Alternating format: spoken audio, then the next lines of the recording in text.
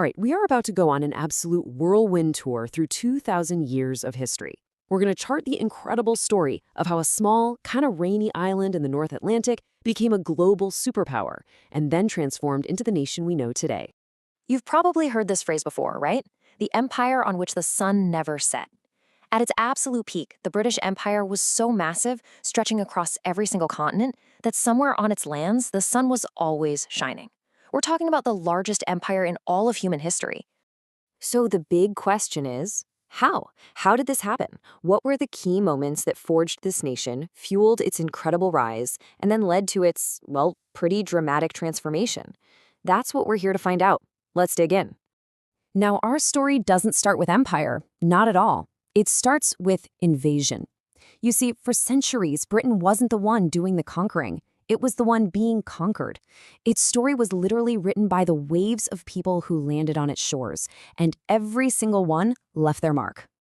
So first, you had the Celts. Then came the Romans, who stuck around for nearly 400 years and set up shop. After they packed up and left, the Germanic Anglo-Saxons moved in, and they were followed by the Vikings, who carved out their own kingdom. Each group just layered on top of the last. New cultures, new languages, new bloodlines. But the final, game-changing invasion? That came in 1066. Okay, so this quote, it comes from a moment of pure, high-stakes drama. When William the Conqueror landed with his Norman army, he tripped and fell flat on his face. A terrible omen, right? But thinking incredibly fast, he grabbed 2 handfuls of sand, held them up, and shouted this line, turning a total disaster into this powerful declaration of destiny. And with that move, the modern English state really began to take shape. So, with the invasions pretty much over, the battles didn't stop. Oh no, they just moved inward.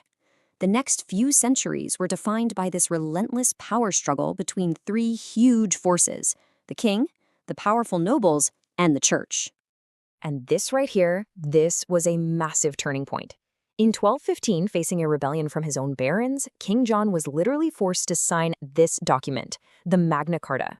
And it was revolutionary. For the very first time, it established the principle that everyone, and I mean everyone, even the monarch, was subject to the law.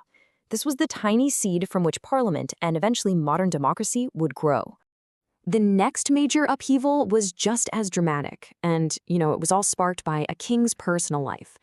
In the 16th century, King Henry VIII wanted a divorce. Simple as that. When the Pope in Rome said, no way, Henry did something completely audacious. He just broke away from the entire Roman Catholic Church and created his own, the Church of England, with himself at the head. A personal drama that sparked a national religious revolution. While all that was going on, the island itself was being pieced together almost like a puzzle. The United Kingdom wasn't built in a day, that's for sure. In 1603, the crowns of Scotland and England were united. A century later, their parliaments finally merged, creating Great Britain. Then Ireland was added in 1801. And it was these unions, believe it or not, that gave us the famous Union Jack, which cleverly combines the flags of England, Scotland, and Ireland all into one. Okay, so with a more stable, unified kingdom at home, Britain's gaze started to turn outward. And fueled by a growing naval power and a ton of commercial ambition, it began to build the largest empire the world had ever seen. The 19th century, during the incredibly long reign of Queen Victoria, this was the absolute peak. This was it.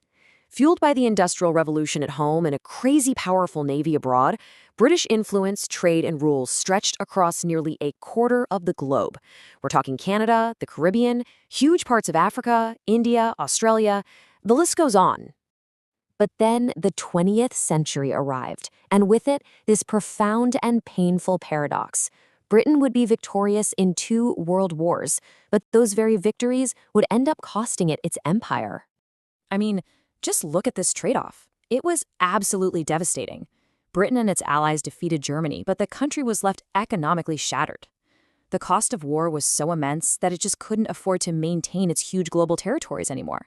They won the war, but in a very real way, they lost the world. And what came next was this incredibly swift unraveling, like a line of dominoes toppling one after another.